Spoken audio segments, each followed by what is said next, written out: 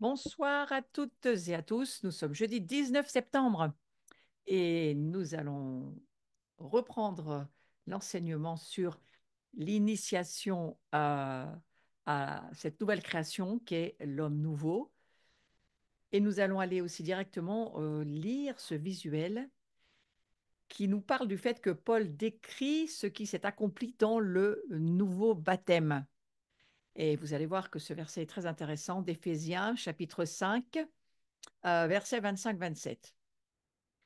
Alors voilà ce que nous pouvons lire. Christ a aimé l'Église et s'est livré lui-même pour elle. Vous voyez, c'est quelque chose que nous savons parfaitement, nous qui sommes croyants, mais demandons au Saint-Esprit ce soir qu'il nous donne une nouvelle révélation, une compréhension spirituelle fraîche de choses que nous pensons que nous savons, mais que le Saint-Esprit peut nous éclairer, peut-être même nous faire voir dans de nouvelles perspectives des choses qu'on n'a jamais vues, qu'on n'a jamais entendues.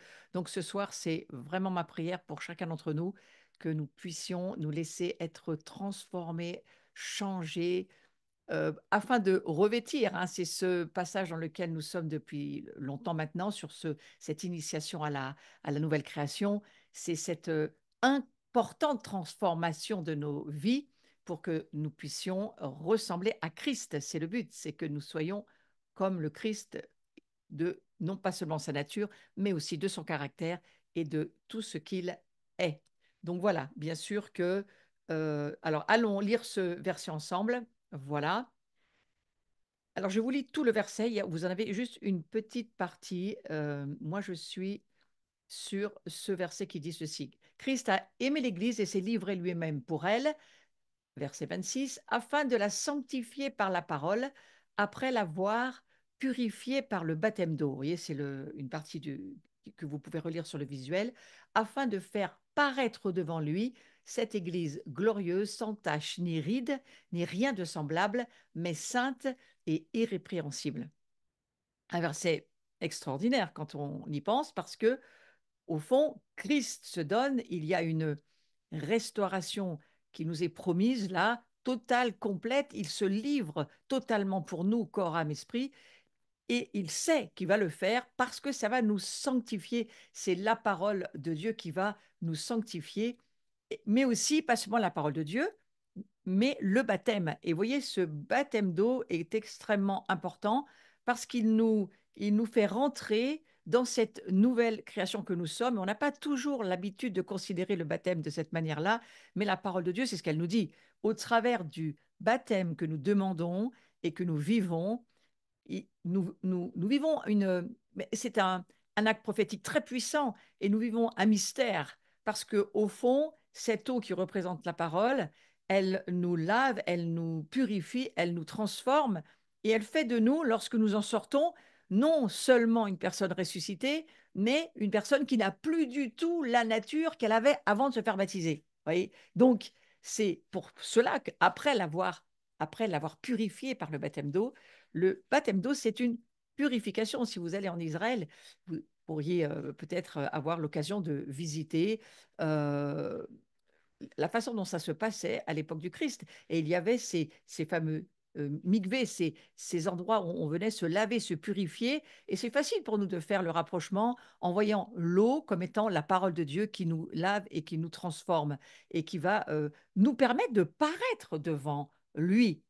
Paraître, ouais, c'est quelque chose de fort. Nous allons être, mais paraître, c'est plus que être, c'est être corps, âme, esprit devant lui, cette Église de gloire. Et c'est bien de cela dont nous parlons depuis plusieurs mois. Cette gloire de Dieu, qu'est-ce que c'est que cette gloire de Dieu? Comment est-ce que ça fonctionne pour nous dans la nouvelle création que nous sommes? Eh bien voilà, Paul, il explique. Et il explique à propos de l'homme renouvellement ou nouvellement, on va dire, baptisé.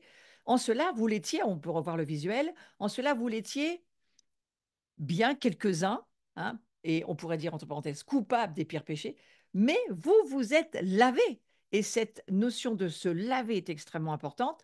Vous vous êtes lavés, mais vous avez été sanctifiés, mais vous avez été justifiés. Je vous fais remarquer que tous ces termes sont au passé composé, donc ce sont des choses qui sont accomplies.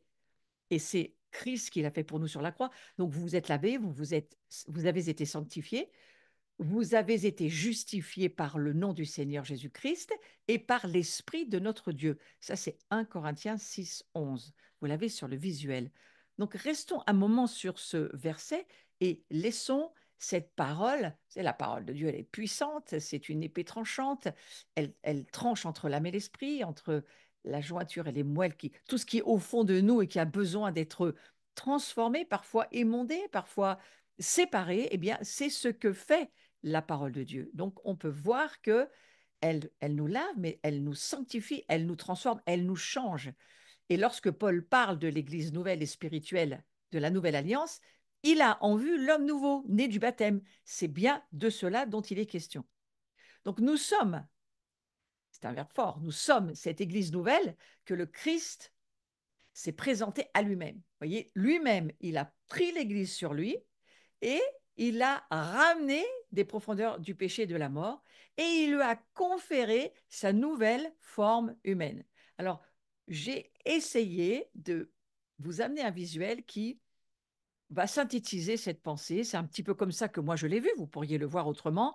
Moi, je l'ai vu de cette manière-là parce que Christ, eh bien, c'est l'Église du Christ ressuscité qui jouit de la même nature que lui. Alors, pas toujours facile de trouver des visuels pour les mystères cachés en Christ que nous sommes, mais je me suis dit, eh bien, allons sur cette église spirituelle nouvelle, ressuscitée. Donc, c'est pour ça que je vous ai mis le tombeau vide avec la pierre qui s'est roulée. Voilà, tout ce qui était profondeur de péché, de la mort. Ça, la pierre a été roulée. Il n'est plus question de ça aujourd'hui. Nous sortons en Christ comme Christ avec Christ. On peut le dire de diverses manières, mais nous naissons d'une nouvelle nature divine qui n'a plus rien à voir avec notre vieille nature.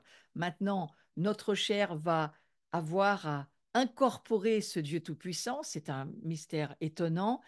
Et lorsque nous sommes nés à nouveau et que nous passons par les eaux du baptême, nous lisons ce que Paul écrit, eh bien, nous sommes sanctifiés au travers de ce baptême. Cette eau nous purifie et elle fait tout un travail en nous. Alors, évidemment, c'est un acte prophétique et toute notre vie, nous allons devoir laisser cette eau de la parole nous transformer. Qu'est-ce qui nous transforme? La parole de Dieu. Si, évidemment, nous la pratiquons, d'abord nous la croyons, c'est la première des choses, que nous la pratiquons et que nous la laissons transformer nos pensées, réorienter toute la manière dont nous voyons les choses, de façon à ce que nous pensions comme Dieu pense, pas comme nous pensions. Et c'est en cela que cette parole, elle nous sanctifie, elle nous justifie, elle nous rend juste. Croyons que la parole de Dieu nous rend juste. Si nous croyons que ce que nous dit Romains 10, 10, si nous croyons dans notre cœur que Jésus-Christ est notre Sauveur, notre Seigneur, si nous le croyons, si nous le confessons, si notre cœur est aligné avec notre bouche et si nous le créons en parlant, nous le devenons. C'est un grand mystère. Et le mystère de la puissance de la parole, nous allons le revivre toute notre vie, puisque nous sommes appelés à gouverner pour Christ et au travers de notre bouche, de nos paroles, si évidemment ce sont les paroles de Dieu et que nous les prononçons en temps et en heure voulues de Dieu dans des situations où lui nous met et où il veut que nous parlions, les choses vont être transformées exactement comme nous sommes nés à nouveau, nous amenons dans le royaume de Dieu des naissances, des tas de naissances vont se faire, pas seulement de gens, mais de situations, de libération, de guérison, des choses que Dieu veut nous voir manifester. Et je redis que la création attend, elle soupire, elle gémit cette création dans laquelle nous vivons pour retrouver cette gloire de Dieu. C'est à cela, c'est pour cela qu'elle soupire et qu'elle gémit. Dieu a créé cette terre, cette planète, et il a installé sa gloire de Dieu. Ne me dites pas que sa gloire de Dieu est partie. Par contre, les hommes, oui, les hommes, tous les hommes sont privés de la gloire de Dieu. Tous les hommes sont pécheurs, jusqu'à ce que nous re-rencontrions la gloire de Dieu au travers de quoi? D'un cœur qui croit et d'une bouche qui parle. C'est quand même impressionnant. Enfin, moi je ne m'habitue pas, vous voyez, je me dis, c'est quand même impressionnant de saisir que Christ aime l'Église, c'est ce premier verset qu'on a lu, il se livre pour elle, il va la sanctifier par la parole, et au fond, comment est-ce que nous nous sanctifions? Oui, en lisant la parole de Dieu, en l'écoutant, en la croyant, mais en la parlant, en la confessant. Lorsque nous parlons et que nous confessons ce que Dieu dit, nous créons exactement de la même manière que cela s'est passé avec Dieu. Nous créons par notre bouche, nous amenons cette gloire à revenir par des guérisons, par des délivrances, par des réconciliations, par un tas de choses que Dieu veut que nous manifestions. Et la création attend que cette gloire revienne. C'est, je crois, de cela dont il est question. Donc, nous sommes cette Église nouvelle hein, que le Christ est présenté à lui-même. À la fois, nous aussi, nous sommes exactement comme Jésus, sauf que nous n'avons pas à mourir pour ce monde. Lui, il a fait une fois pour toutes et ça suffit, nous dit l'Écriture. Mais nous, notre sacrifice est un sacrifice de louange. C'est quoi une louange?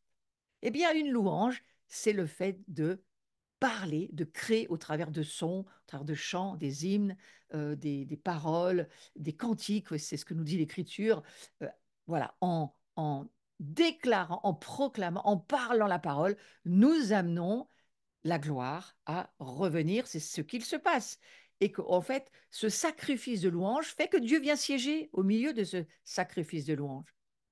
Parfois, je me dis, c'est difficile, mes amis, et il faut, je crois, le prier pour chacun d'entre nous. Nous le savons, mais pour le vivre, c'est encore autre chose. Il nous faut vraiment l'aide du Saint-Esprit. Heureusement, il est là, il est saint, et c'est l'Esprit Tout-Puissant. Donc, on a vraiment tout pour pouvoir y arriver, mais vivre dans un univers où nous créons par nos paroles ce que Dieu dit, où nous parlons ce que Dieu dit, nous pensons ce que Dieu dit, nous, nous, nous nous répandons autour de nous les paroles que Dieu veut nous entendre dire et que c'est cette Église nouvelle avec la puissance du Saint-Esprit qui l'habite et cette incroyable capacité par sa pensée, par sa parole de créer les choses, nous pouvons faire la différence.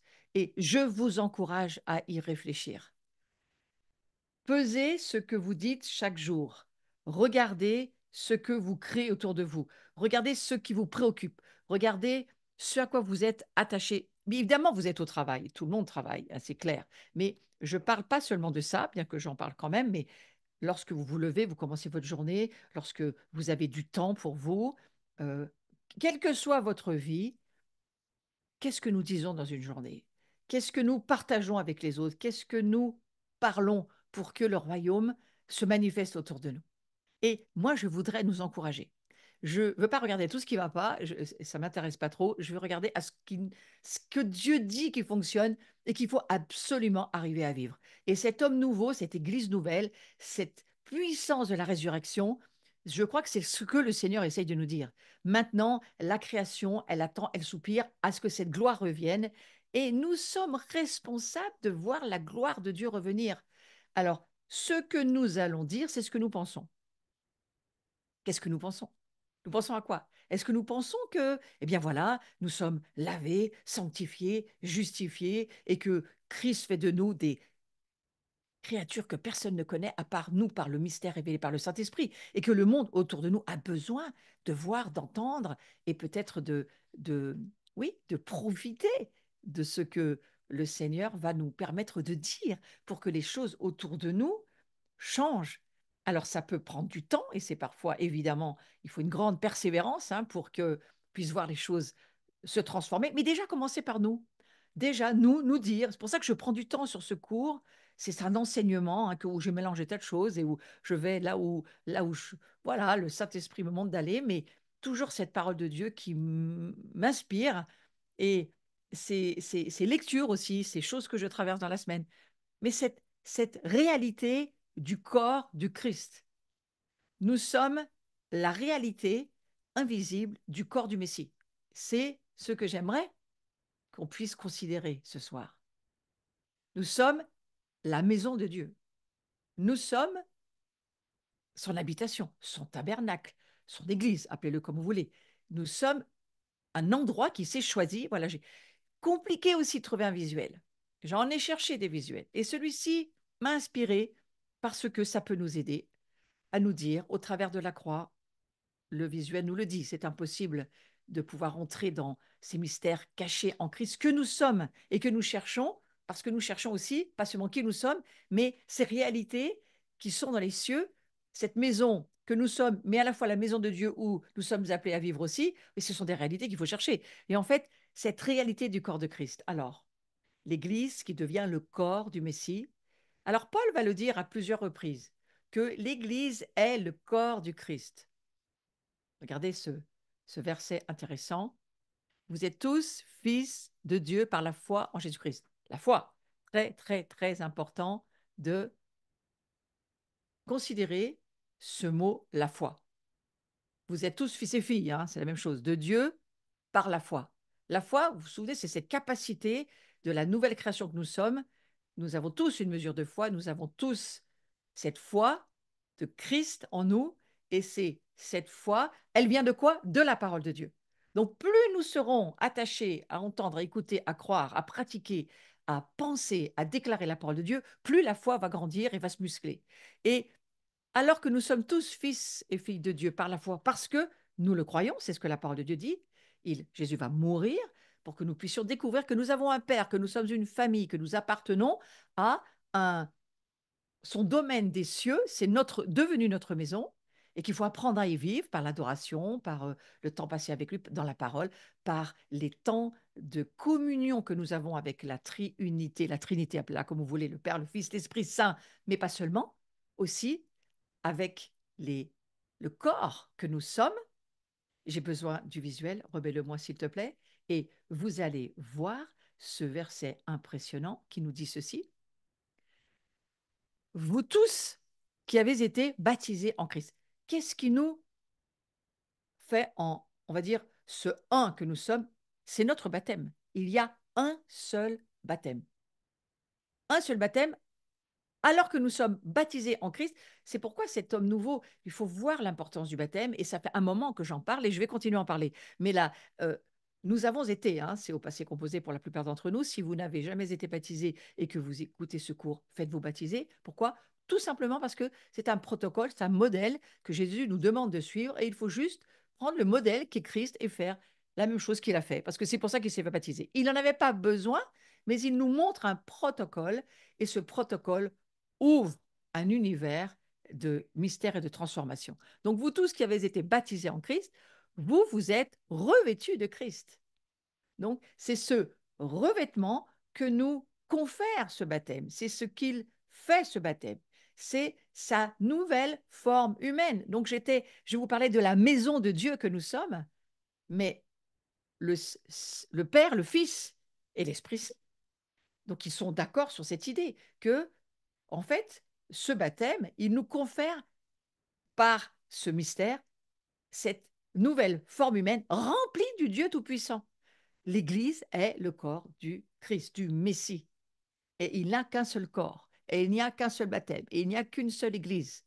Donc, on peut se donner tous les noms de famille qu'on voudrait, tous les noms de confession qu'on veut. Je ne pense pas que ça dérange du tout le Seigneur Jésus, mais ce que je crois, c'est que lui, il s'appelle Yeshua, il est le Messie, et nous sommes son corps. Et Paul va le redire à plusieurs reprises. Il nous intègre dans la réalité de l'Église et dans la réalité du corps de Christ.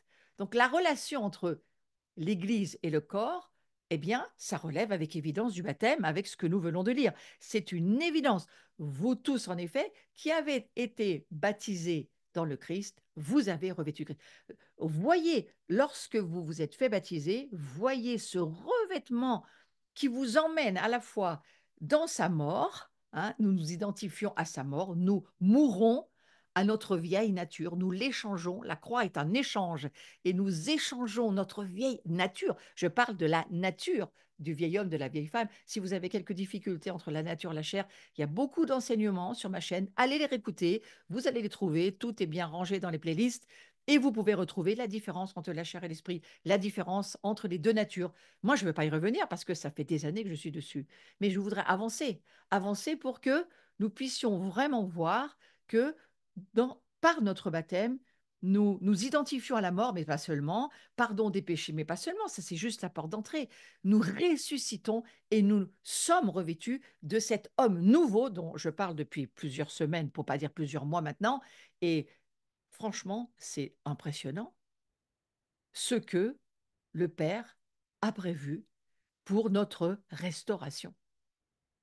Quand je vous parle du mot restauration, je ne suis pas en train de vous parler de rénovation et encore moins de, je ne sais pas, on va dire, vous savez, quand on rénove quelque chose et on voudrait le ramener comme, voilà, comme c'était avant, puis un petit peu faire des modifications. C'est pas du tout cela dont il est question. Le mot restaurer, en général, dans la parole de Dieu, ne veut pas dire ça du tout. Il veut simplement dire que Dieu va nous ramener à l'idée originelle qu'il avait de qui nous sommes.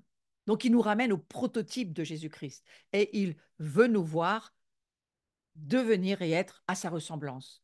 Donc, vous vous souvenez de ce fameux verset, j'en ai beaucoup parlé dans les cours d'avant, j'ai été très touchée par ce verset d'Éphésiens 4 qui dit que il nous a créés, mais nous sommes le produit de sa sainteté, de sa justice dans la vérité. Nous sommes le produit, en fait, de ce que lui, il a prévu que nous soyons.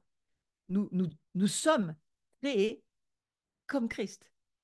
Dans notre position légale, nous le sommes. Nous sommes dans la matrice de Christ et il y a en nous cette semence incorruptible qui peut corrompre ce que Dieu dit être incorruptible? Personne. Vous m'avez souvent entendu poser cette question. Je me la repose souvent et la réponse est toujours la même. Personne. Personne ne peut corrompre ce que Dieu dit être incorruptible. Il y a en nous cette incorruptibilité parce que lorsque nous sommes nés à nouveau, que nous passons par les eaux du baptême et que nous croyons, nous sommes justes et par cette justification, notre nouvelle naissance nous fait devenir comme Christ. Je rajoute un comme pour que ça nous fasse pas trop peur. Mais nous, nous sommes le corps du Messie. Alors, on va pas dire que nous sommes Christ, non. Nous sommes son corps. Mais nous sommes de sa nature, de son essence.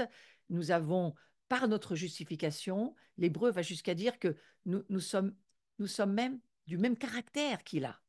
Nous sommes des gens obéissants, nous sommes des gens comme lui. Toute cette semence incorruptible en nous, de qui il est, doit juste se développer.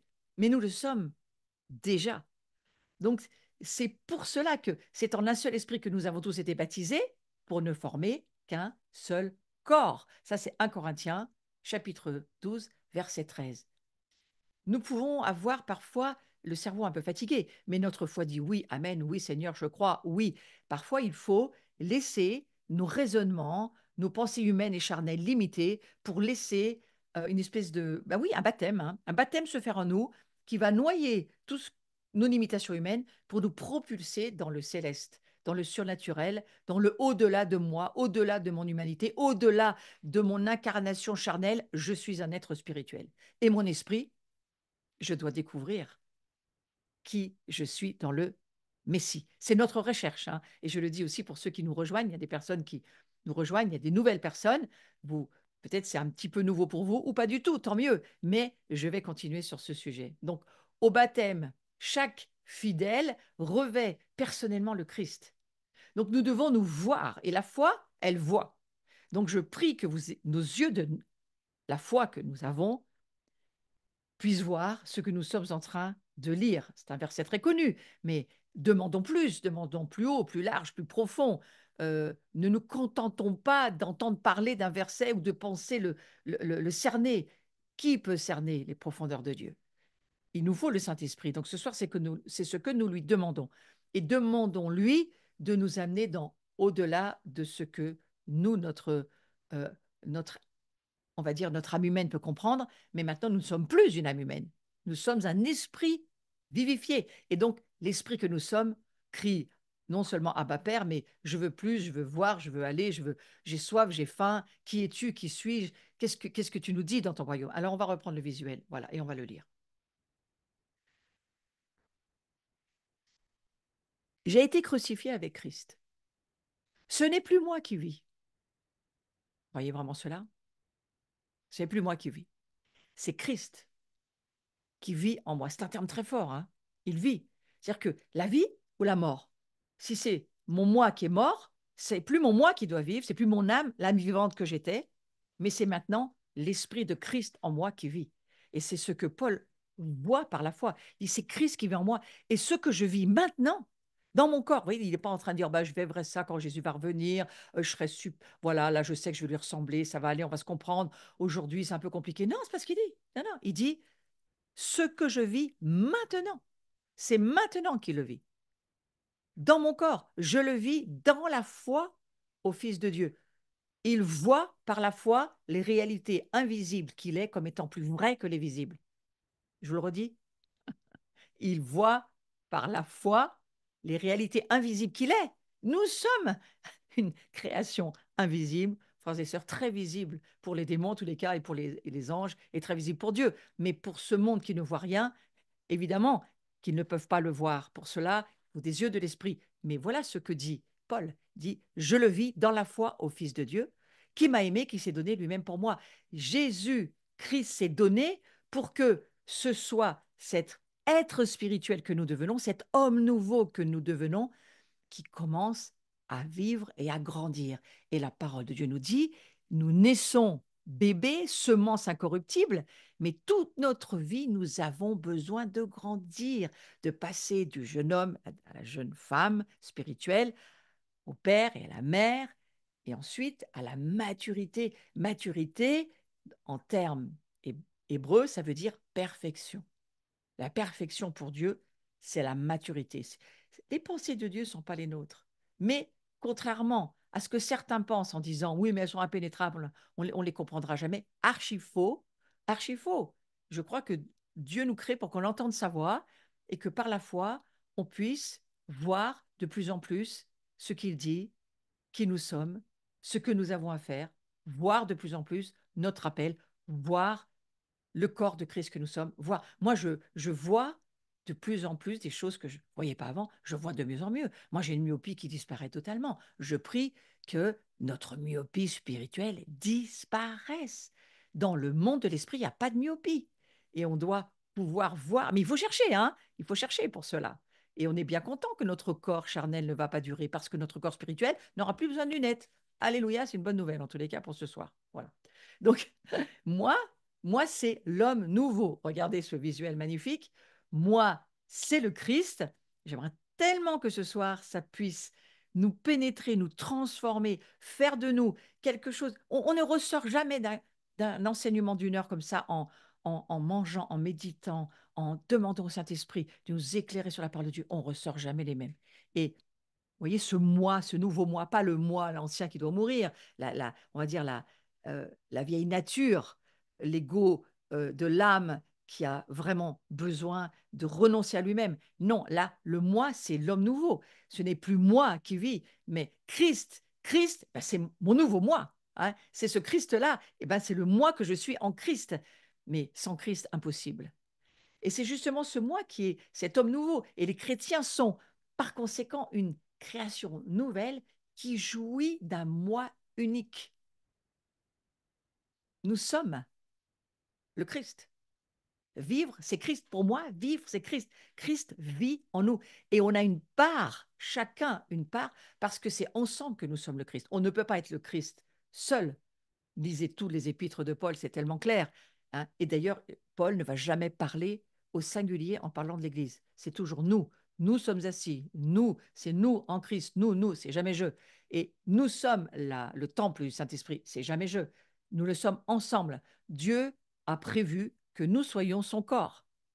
Vous imaginez ce à quoi ça... Enfin, quelle est notre responsabilité par rapport à cette pensée? Nous sommes le corps.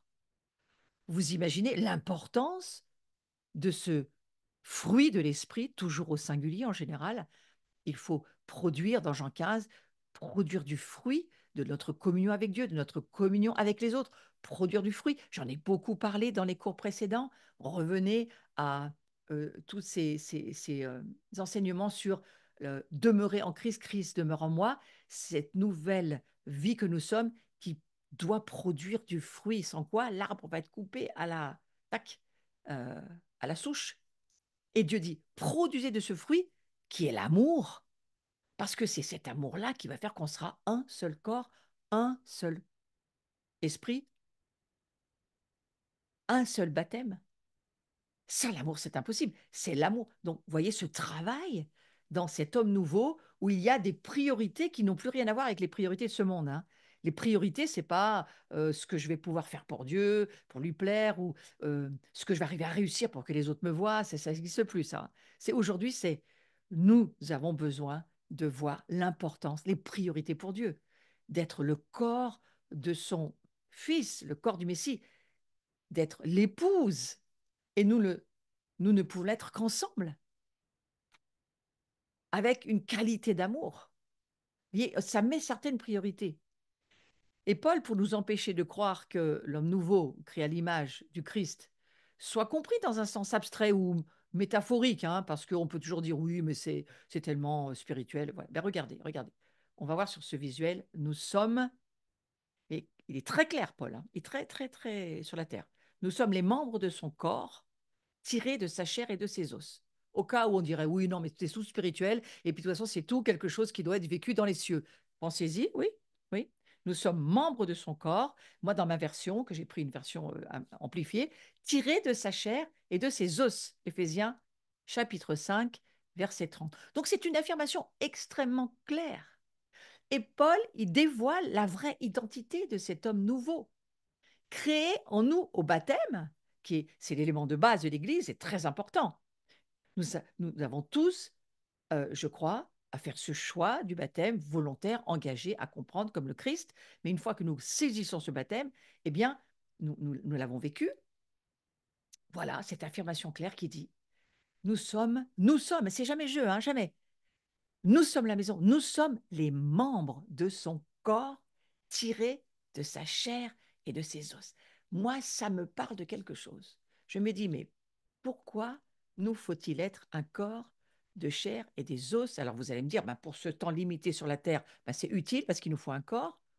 Mais pourquoi Jésus, lorsqu'il est mort, il a dû aller, après avoir été ressuscité, faire un petit tour, reprendre son corps qui était visiblement resté dans la tombe et le ramener au ciel, puisque quand ils sont tournés à la tombe, les disciples, les femmes, ah, mais il n'y a plus de corps.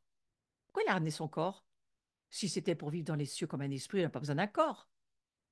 Parce que ça nous explique toute l'histoire de Romains 11 et que on n'est pas seulement là pour manifester cette gloire là dans ce temps présent de notre vie incarnée, mais nous avons un millénium qui nous attend, nous avons Jésus qui revient, il va remettre, comme dit Zacharie 14, ses deux pieds sur le mont des Oliviers, il va revenir en chair et en os, et mes amis, dans son corps en chair et en os glorifié, nous y serons aussi.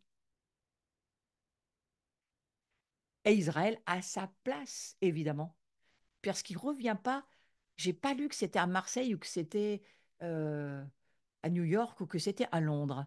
Il revient à Jérusalem. Donc il est très clair, Zacharie. Et Paul, il est très clair. Il dit, nous sommes les membres de son corps tirés de sa chair et de ses os. Et je crois que nous devons nous attendre à ce que, au retour de Jésus, pour le moment, nous sommes un être spirituel, être esprit vivifié, invisible. Et oui, Dieu cache sa gloire et la révèle à qui veut, quand il veut, comme il veut et de la manière qu'il veut. Hein, ça, c'est la Pentecôte que nous vivons. Et il laisse à chacun ce choix. Il ne s'impose pas. C'est facile pour lui de s'imposer, hein. Il aurait pu faire un grand film hollywoodien et tout le monde croyait. Non, c'est pas ce qu'il a envie. Bon, pas envie de faire comme ça. C'est pas sa manière de fonctionner. Mais il nous dit attention, votre corps sera glorifié un jour parce que vous êtes membre de mon corps et mon corps sera votre corps. C'est un grand mystère, hein. Moi, je voudrais juste un peu vous embrouiller parfois, parce qu'on est tellement sûr qu'on a compris des choses et on n'a absolument rien compris. On a besoin de voir par l'esprit des choses que notre cerveau ne peut pas saisir. Ouais. Et en fait, l'identité de l'homme nouveau, on va remettre le visuel, c'est d'être membre du corps de Christ, déjà dès maintenant. Nous commençons maintenant cet apprentissage d'être l'Église, l'épouse, la maison. Mais c'est notre identité d'homme nouveau où il y aura bien entendu toutes les nations, et Israël compris, et nous ne remplaçons personne, nous nous ajoutons les uns les autres. C'est une complémentarité, une diversité, une pluralité qui ne forment que un, exactement comme la Trinité. Le Père, le Fils et l'Esprit sont un, mais ils sont quand même trois différents. Eh bien, nous sommes dans un corps tous différents et uniques, mais nous sommes un seul corps, Et c'est impressionnant de nous dire que nous aurons tous un corps glorifié et que le millénium va être aussi dans une forme d'incarnation, c'est clair. Parce que regardez, quand Jésus est revenu et qu'il est passé au travers des murs et qu'il a parlé aux disciples et que Thomas, je pense qu'on n'aurait pas été mieux que Thomas, mais on aurait fait comme lui, tomber à genoux en disant mon Seigneur et mon Dieu. Et il a dit, Thomas, je ne suis pas seulement un esprit, regarde, j'ai un corps. Regarde, je suis fait de chair et de sang, moi aussi. Et je suis monté, je suis redescendu. Et aujourd'hui, c'est notre condition, c'est notre identité aussi à nous. Donc, pour mieux nous assurer que nous sommes réellement tirés de sa chair et de ses os en parlant du Christ, revenons aux apparitions du soir de la résurrection de la chambre haute. Souvenons-nous comment Christ y est entré, toute porte fermée, hein, et il se tient au milieu des disciples. Et puis, eh bien, eux, ils savent que personne ne peut rentrer, donc c'est pas possible qu'ils rentrent. Ce n'est pas possible. Et pourtant, il est là. Eh bien, la même chose pour nous. Ce n'est pas possible, et pourtant, nous le sommes. Notre cerveau ne peut pas. Mais notre foi dit oui, Amen, Seigneur. Ouais. Et regardez, c'est intéressant ce visuel, parce que je l'ai trouvé, du coup, je vous l'ai mis. Jésus les reprend vivement, il leur assure que c'est bien lui, hein. Et il lui dit, mais regardez, j'ai un corps, j'ai une chair, j'ai des os, regardez, touchez-moi et rendez-vous compte qu'un esprit n'a ni chair ni os, comme vous voyez que j'en ai. Et c'est ça que Jésus leur dit. Il leur dit, mais regardez, j'ai un corps, j'ai moi-même des os. Regardez, mes mains, regardez. Le Christ, il est donc ressuscité avec son propre corps et nous devons nous aussi y réfléchir. Sa chair et ses os, dans un état hautement transfiguré, tout à fait inaccessible à l'œil au toucher, sauf dans la mesure où le Seigneur désire se manifester. Et réduit pour cela, il faut réduire le degré de la transparence tout en augmentant simultanément la capacité de vision spirituelle de ses disciples. Hein, parce que tout à coup, ces disciples, ils le voient, ils rentrent dans une nouvelle dimension et ils se rendent compte parce qu'ils peuvent voir sa réalité spirituelle. Ils peuvent le saisir et donc ils peuvent croire. Heureux celui qui n'a pas vu et qui a cru. Alors nous avons nous aussi des visions, des songes, nous avons voilà, toute une vie spirituelle plus ou moins intense selon ce que nous vivons avec le Seigneur et que nous cherchons à vivre aussi. Mais nous avons été recréés au baptême en une création nouvelle spirituelle. Vous savez, quand on lit l'histoire, on se dit oui, bon, bah, c'est Jésus, hein, c'est Jésus, il peut passer au travers des murs, il fait ce qu'il veut. Non, il est parfaitement homme dans les cieux, parfaitement Dieu, donc son corps est glorifié, mais il est en train de nous dire, voilà ce que vous allez être. D'accord? Voilà ce qui vous attend.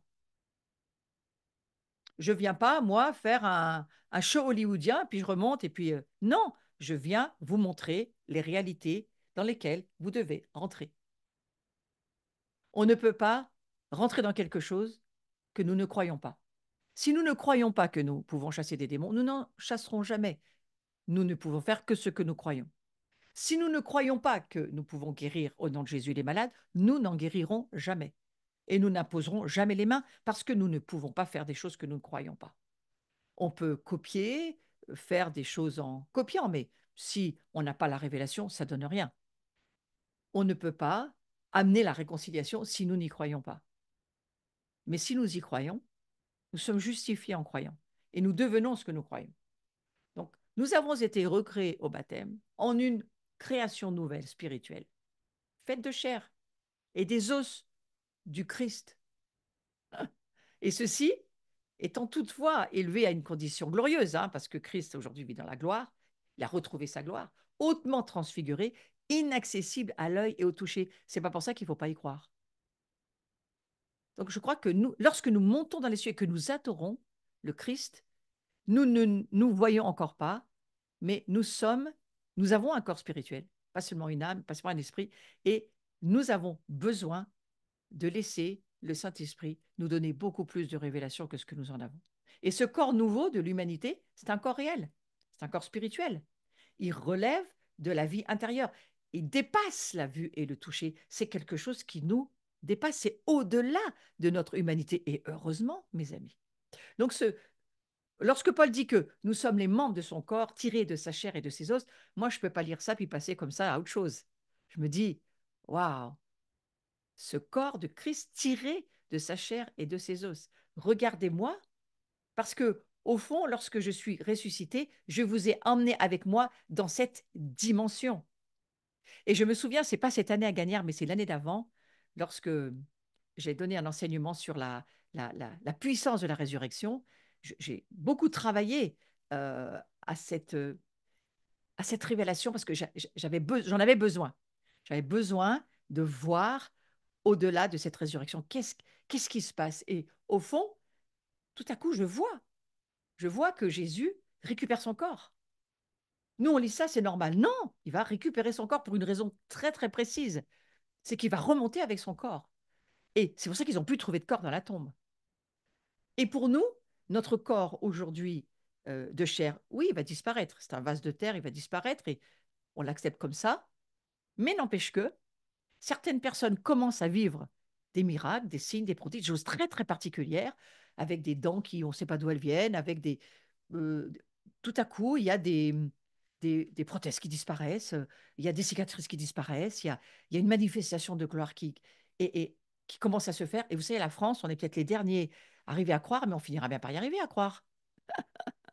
C'est beaucoup plus facile chez les Américains qu'en France à croire les choses de la gloire, parce que nous, on a beaucoup plus de siècles sur le dos à nous débarrasser de ces raisonnements et de cette pensée grecque. Mais n'empêche que, je crois qu'il y a quelques-uns, nous persévérons, et vous en faites partie, parce qu'on se dit, ah non, mais il y a plus que ça, sérieusement. Et je rejoins mon ami Carlos qui dit, il y a beaucoup plus que ça. Jésus en faisait beaucoup, mais il y a beaucoup plus que ce que nous voyons. Il faut juste chercher, prendre le temps. Demander au Saint-Esprit de nous aider à laisser cette parole nous pénétrer pour que nous devenions ce qu'elle dit. Et ça, ben, ça ne vient pas en 5 minutes, ça, il faut du temps. Donc, lorsque Paul dit que nous sommes les membres de son corps tirés de sa chair et de ses os, il part de notre création nouvelle, baptismale. Il faut quand même bien voir la puissance du baptême qui nous a conféré une appartenance organique. Nous ne sommes pas un organisme, nous sommes, nous sommes d'une appartenance organique. Et les disciples ont pu voir Jésus, hein, et nous aussi on peut voir peut-être un tas de choses qu'on ne voit pas encore, mais on a envie de voir. Et cette appartenance organique réelle, elle est suprasensible. On va dire, on a ce corps suprasensible du ressuscité, hein, et que nous sommes aussi, avec son même esprit et dans sa même condition transfigurée. Sauf que nous ne le voyons que très peu. Donc ce sont là, je l'avoue, et je tire aussi ces magnifiques révélations de cet homme. Un jour aussi, je vais le remercier parce que moi, il m'a fait rentrer dans des dimensions extraordinaires. C'est ce moine Mata El Maskin, j'en ai déjà parlé. Je me sers beaucoup de ces révélations dans ce cours avec lequel je travaille, plus d'Eric Prince, plus des tas d'autres personnes qui m'aident à voir autrement. Mais n'empêche que ce sont de hautes vérités spirituelles. Est-ce que nous acceptons d'aller au-delà? Au-delà. Alors, remarquons que Paul ne dit pas que nous sommes membres en son corps, c'est important de se le rappeler, mais les membres, nous sommes les membres de son corps. Nous ne sommes pas en son corps, nous sommes les membres de son corps. Et c'est extrêmement important de prendre quelques secondes pour méditer. C'est le visuel 28. Nous sommes membres en son corps. Vous êtes le corps de Christ, vous êtes ses membres, chacun pour sa part. C'est cela, ce verset, c'est celui-ci le verset qui m'intéresse, celui-ci sur lequel nous sommes. Et le fait que nous sommes membres de son corps appuie ce que je suis en train de vous dire. Nous sommes membres de son corps. Chacun pour sa part. Chacun de nous sommes un membre de son corps. Pas seulement de son âme, pas seulement de son esprit, mais de son corps. C'est pour cela que 2 Corinthiens 5,17 est très important. Nous sommes une nouvelle création, une création qui n'a jamais existé, inouïe, euh, étrange, inconnue. Personne ne sait vraiment ce que c'est que cette nouvelle création, à part ceux qui le cherchent et qui veulent voir qui ils sont. On peut le prendre dans la religion, on peut le prendre dans la révélation, ça change beaucoup de choses.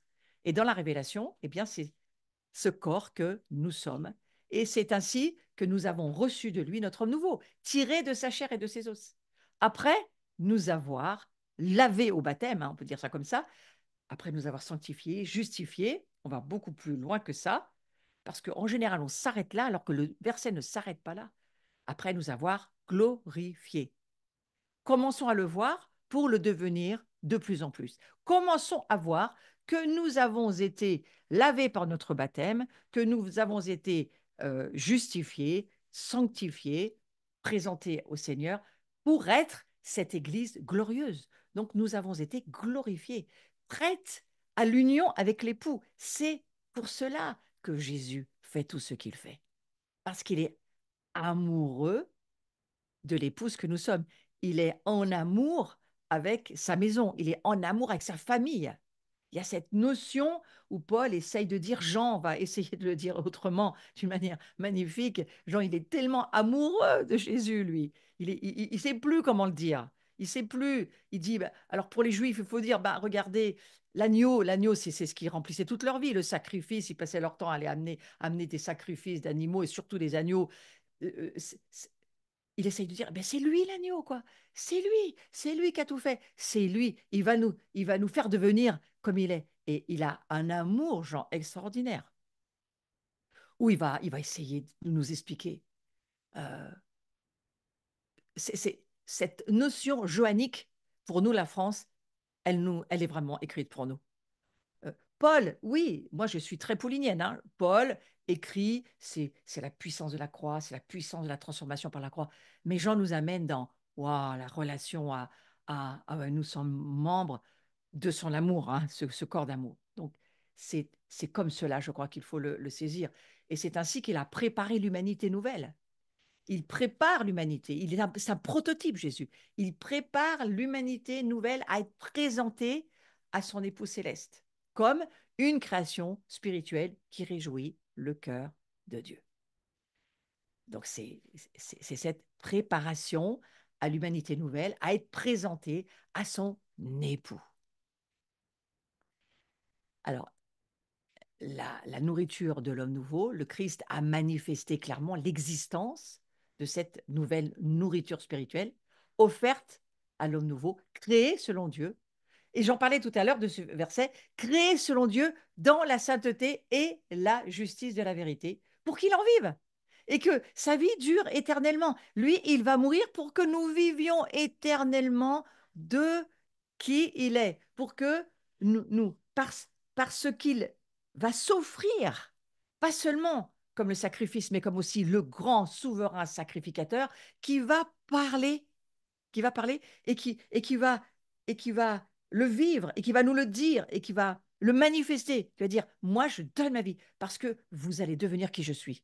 Et je crois qu'il faut l'entendre, entendre cette voix qui dit, vous allez, vous êtes déjà, travaillez-y, je vous amène cette semence qu'il faut développer parce que cette semence, c'est moi. Et vous devenez moi en développant cette semence incorruptible de qui je suis. Il faut juste apprendre à la développer. Et c'est cet incroyable verset, hein, qui nous dit, nous sommes créés dans la sainteté. Vous pouvez entendre cette parole ce soir, je voudrais la prier pour chacun d'entre nous. Nous sommes créés dans cet homme nouveau par notre baptême, nous sommes créés dans la sainteté. Comment une église a pu s'appeler pécheur pendant 2000 ans et plus, alors que Christ criait sur la croix, je suis mort pour que vous soyez saints. Parce que je suis saint, vous êtes saints. Soyez saints comme je suis saint, mais vous l'êtes. C'est pas devenez-le, c'est vous l'êtes, développez-le. C'est pas pareil.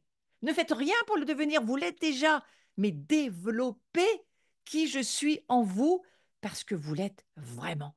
Vous savez, j'ai mis des années avant de le voir et maintenant je le vois, c'est une évidence. Et ô combien ça change toute notre façon et notre perspective de lire la Bible et de grandir et de comprendre ce que nous dit la parole de Dieu. Parce que nous sommes créés selon Dieu dans la sainteté et la justice de la vérité. C'est-à-dire que la parole est la vérité. Et si Dieu nous dit la vérité, on ne va pas discuter avec ça. Je posais cette question dans une assemblée il n'y a pas si longtemps. J'essayais de les amener dans cette révélation de qui ils sont en Christ. Et je leur disais, au fond, si Dieu dit que nous sommes une semence incorruptible et que nous sommes nés de la matrice de Dieu, d'une semence incorruptible, nous sommes incorruptibles dans cette semence. Est-ce que nous pouvons être corrompus? Et plusieurs personnes m'ont dit, ah ben si, quand même. Et je leur dis, mais si Dieu considère que cette semence est incorruptible, personne d'autre ne peut contester Dieu. Ah ben dit comme ça, ah oui, mais c'est dit comme ça.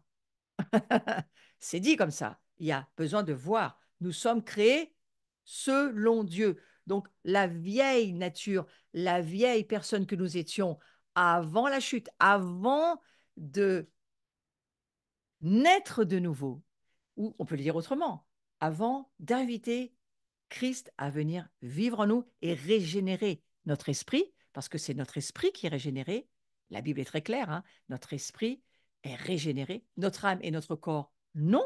Dans notre condition humaine d'aujourd'hui, nous avons à développer justement cette semence incorruptible et que notre âme et notre corps vivent et progresse, avance de gloire en gloire par les révélations et par la pratique de l'écriture, à laisser cette parole nous transformer. J'ai commencé avec cela au début du cours. C'est important d'être transformé, de se laisser être transformé. Mais pourquoi se laisser être transformé si nous ne voyons pas pourquoi il faudrait être transformé? Il faut le voir. Parce qu'il faut que nous devenions ce que nous sommes déjà, mais il faut le développer. Nous avons été créés dans la sainteté et la justice de la vérité.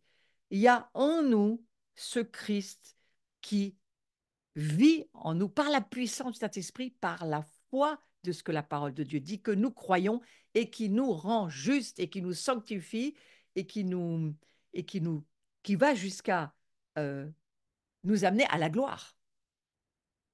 Et c'est pour qu'il vive cet homme créé selon Dieu dans la justice de la vérité, cet homme créé dans la sainteté, hein, j'insiste beaucoup dans la sainteté, jusqu'à ce que vous puissiez le voir, que c'est en vous, vous n'avez rien à faire pour, c'est Jésus qui l'a fait. Ce qui vous demande maintenant, c'est de grandir, de le développer, de passer du temps avec lui, de vous concentrer, de projeter vos pensées. Méditer, ça veut dire projeter ses pensées sur ce qu'il a fait et pas ce que vous n'êtes pas, ou ce que vous pensez que vous n'êtes pas, ou que vous pensez qu'il faut que vous ayez à faire pour le devenir, parce que tout ça, non, c'est déjà fait par Jésus. Et en fait, cela, il l'a fait pour que nous vivions éternellement. Waouh, moi, ça m'encourage beaucoup. Et c'est contrairement à la nourriture matérielle que le vieil homme consomme, et de toute façon, cette nourriture-là, il finira par mourir, eh bien, il y a ce passage extraordinaire de Jean 6, je vais arrêter là parce que je prierai, je reviendrai dessus la semaine prochaine, mais où dans Jean 6, il nous dit, il y a une vraie nourriture. Il y a une vraie nourriture. Et c'est cela qui va nourrir l'homme nouveau que nous sommes. Nous allons nous nourrir de cette parole, mais nous allons aussi nous nourrir en obéissant, en croyant à ce que la parole de Dieu nous dit. Et elle nous dit, eh bien, qu'en prenant le pain et le vin, qu'en mangeant son corps et en buvant son sang, il demeure en nous. C'est mystique, mes amis. Mais c'est vraiment l'évangile. Et l'évangile veut nous voir, nous propulser dans la recherche de cette nouvelle création, les nouvelles créatures que nous sommes. Thérèse d'Avila passait beaucoup de temps à méditer là-dessus, où elle se disait, comment je peux vivre ces extases, ces temps avec Dieu, cette incroyable relation. Vous savez, moi, je ne crois pas que c'est parce que c'était elle. Je pense que ce sont des dimensions où nous sommes tous appelés à les rechercher. Ce ne sont pas des appels spécifiques pour certaines personnes. Non, je ne le crois pas. Je crois que nous vivons à chacun et chacune, nous vivrons, je le mets peut-être au futur, c'est peut-être plus confortable pour nous, mais nous avons en tous les cas à le vivre. Nous vivrons dans des nouvelles dimensions si nous savons que nous devons les rechercher. Si nous savons que c'est l'attente de Dieu de nous donner par la foi la capacité de voir sa grâce et de voir sa gloire. Et qu'au fond, guérir les malades en son nom, chasser les démons en son nom, amener un univers de paix, faire ce que le Saint-Esprit nous demande parce que en nous, le royaume veut se répandre au travers de nous, c'est l'appel de tout le monde. Tout le monde doit le faire. Tout le monde est appelé à faire ça. Et pour cela, il va falloir, j'en termine là-dessus et je vais prier, nous nourrir. Il va falloir faire ce que la parole de Dieu nous dit. Je reviendrai dessus la semaine prochaine. Mais Seigneur, je te remercie de ce que nous voulons passer du temps et nous te demandons, Saint-Esprit, de nous permettre de voir ce que ta parole nous dit, de le voir et de le croire et de le pratiquer à chacun et chacune de là où nous en sommes. Il y a bien sûr différents niveaux de révélation. Il y a bien sûr des vies différentes, il y a des chemins différents. Nous sommes plus ou moins guéris, nous sommes plus ou moins sortis de difficultés, mais nous sommes en train de vouloir être et devenir ce que Jésus dit que nous sommes. Donc lui, il est le prototype de cette nouvelle création. Et que ce baptême que nous avons vécu a un énorme sens. Le sens de nous faire entrer dans la nouvelle naissance, pas que ça, dans le royaume de Dieu, dans la gloire de Dieu, dans cette présence de Dieu qui, elle, est transformatrice de toutes choses. Et que cette gloire, Dieu veut la voir revenir aujourd'hui, pas seulement autour de nous, mais en nous. Nous sommes une maison de gloire, nous sommes une maison de miracles, nous sommes une maison qui doit soupirer, désirer, avoir faim et soif de vivre et de voir sa gloire, nous poursuivre et puis nous échapper, exactement comme elle s'échappait de Jésus. Oh, qui c'est qui m'a touché? Il y a quelqu'un qui est guéri. Oh, vous rêvez pas de ça, vous? Alors, je prie que ça vous arrive. Commencez à rêver, que des révélations vous soient données, que des songes, des visions, que la parole de Dieu tout à coup s'ouvre, que vous passiez le passage entre le terrestre et le céleste, parce que Jésus, c'est ce qu'il faisait tout le temps. Il montait, il descendait, il vivait dans une autre dimension, il savait qui il était. Il n'était pas, oh, mais c'est parce que c'est Dieu qui faisait ça. Non, il était rempli du Saint-Esprit et il savait qu'il pouvait le faire et il venait nous montrer que nous pouvons le faire aussi. Donc, je prie, Seigneur, que tu mettes en nous, au travers de ta parole, cette certitude, qu'on puisse par la foi, toucher, nous rendre compte que Jésus, c'est pas seulement un esprit, il a aussi une âme. Bien sûr qu'il a une âme. Il a une âme parfaite. Et lorsqu'il a échangé sa vie sur la croix, il a aussi échangé son âme avec nous. Et il y a dans cette semence incorruptible tout ce qu'il nous faut pour que nous puissions devenir ce que Dieu dit que nous sommes. Alors bien sûr, hein, il va falloir un travail de discipline, il va falloir pratiquer ce que Dieu dit, renoncer à tout ce qui ne fonctionne pas, tout ce qui ne plaît pas, tout ce qui est contraire à la parole de Dieu. Bien sûr que c'est tout un travail, mais nous sommes, quoi qu'il en soit, les membres de son corps tirés de sa chair et de ses os. Et je remercie le Seigneur que, eh bien, vous voyez, il va falloir nous supporter très longtemps. Donc, aimons-nous plutôt que supportons-nous. Soyons heureux d'être qui nous sommes. Découvrons qui il est lui, parce que nous sommes son même corps et sa même famille. Et c'est le même esprit qui vit chez moi et qui vit chez vous. Donc on devrait pouvoir s'aimer et se comprendre. Soyez bénis et nous nous retrouvons la semaine prochaine. Nous reprendrons sur ce domaine que nous avons abordé aujourd'hui. Voilà. Donc nous nous retrouvons le jeudi 26 septembre à la même heure. Et pour la suite, alors ça, c'est ceux qui veulent devenir membres vous le pouvez. Allez voir sur le site, il y a un petit clic sur devenez membre, soutenez-nous. Moi, j'aime bien en parler à chaque fois parce que, eh bien, il y a des membres petit à petit qui nous rejoignent et membres, eh ben, c'est ce corps qui se soutient. C'est pas forcément votre corps local, mais c'est le corps de l'Église universelle et nous, on est très contents d'en faire partie. Voilà. Alors ensuite, nous allons pouvoir nous retrouver, c'est samedi, là, ce samedi-là, où je sais maintenant mon sujet, je vais aborder la libération de notre volonté et les forteresses qui nous empêchent d'avoir une volonté libre, parce que je me rends compte que les choix que nous avons à faire, parfois, eh bien, nous ne sommes pas si libres que ça de les faire. Alors, nous allons travailler avec l'Esprit Saint, dans la puissance du Saint-Esprit, pour que cet homme nouveau puisse se développer. Amen. Donc ça sera mon sujet. Ensuite, alors vous pouvez vous inscrire encore sur Zoom ou en présentiel. Vous pouvez encore nous rejoindre. C'est ce samedi qui vient. Formation à la délivrance, je vous le mets d'avance parce que c'est une journée particulière où nous ferons que de l'enseignement. Je pense que j'ouvrirai un Zoom pour l'enseignement. Après, je ne sais pas si ça sera ou pas dans le ministère, on verra, mais je vais donner un enseignement sur ceux qui veulent se former pour pratiquer la délivrance et pour pouvoir mieux comprendre comment ça fonctionne et pouvoir, eh bien écoutez, c'est un style de vie, exactement comme le pardon ou comme la guérison. Il faut juste être au courant et le pratiquer. Donc c'est une formation qui se fera sur le matin et sur l'après-midi. Voilà. C'est mieux en présentiel parce que nous allons avoir de la pratique, mais pour ceux qui êtes sur le Zoom, je vous laisserai suivre l'enseignement. C'est possible pour vous. Voilà. Ensuite, voilà, Soukhot, on vous attend autour de la table le mercredi 16 octobre, en ligne, tout le monde en ligne autour de la table.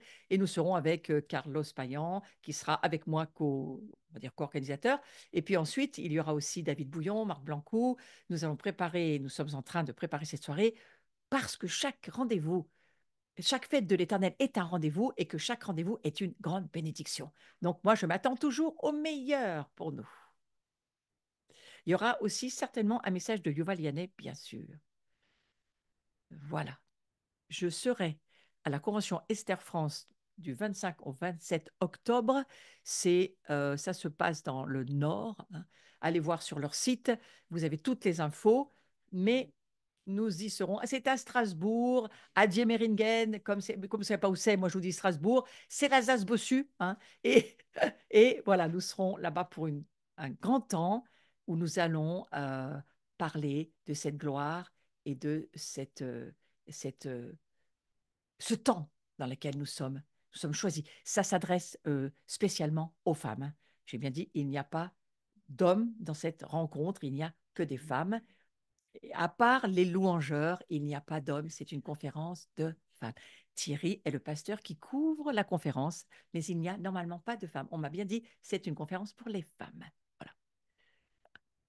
Gloire et réveil, alors ça se passera Grand Paris MLK, c'est la grande église de Martin Luther King, où nous nous retrouvons pour Gloire et réveil. C'est une grande rencontre et vous avez toutes les infos sur Paris Tout est possible. C'est du 10 au 11. Attention, hein, c'est dimanche, lundi. C'est pas le samedi. Il y a des personnes qui pensaient que ça se passait le samedi. Pas du tout. C'est le dimanche et le lundi, 10 et 11 novembre, hein. Il faut faire attention aux dates. Et vous pouvez encore, bien sûr, je pense, vous inscrire. Bien sûr. Voilà, alors j'aime beaucoup ces rencontres. Là aussi, c'est une rencontre de femmes, et je crois qu'il peut y avoir quelques hommes, mais je crois que c'est essentiellement les femmes. Euh, et ça se passe avec Myriam Aguela et Marie-Christine Duval, et ça sera à Légrange-le-Roi.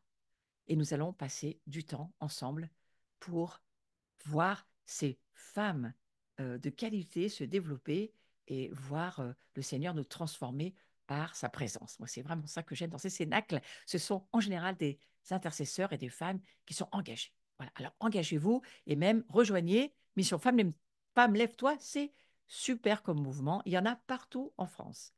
C'est une grande vision. Et puis voilà, mon dernier livre, donc Le Pardon, maintenant est sorti. Vous pouvez vous le procurer. Il suffit de le commander sur notre site, mais vous pouvez avoir aussi Le Chemin de la Liberté. Ils sont tous disponibles et vous avez toutes ces infos là sur le visuel. Voilà, je vous remercie bien pour cette soirée. Oui, pour ceux qui n'êtes pas encore abonnés, s'il vous plaît, abonnez-vous à ma chaîne parce que c'est important pour moi, ça me donne de la visibilité et comme nous le pensons tous, ça évangélise les réseaux. Donc les personnes maintenant commencent, et bien pour certaines, qui ne me connaissaient pas du tout et que j'ai rencontrées dans des rencontres, me disaient: Ah, mais moi j'ai découvert votre existence sur votre chaîne YouTube. Alors merci pour ceux qui vous abonnez, pour ceux qui cliquez, merci pour ceux qui me soutenez parce que comme ça je peux développer des choses et je peux vraiment servir le corps de Christ. Merci pour vos dons. Il y a des personnes qui me soutiennent de façon très fidèle. Je vous remercie et soyez toutes et tous bénis. Passez une belle soirée. Il est l'heure d'aller manger si vous ne l'avez pas encore fait. Belle soirée.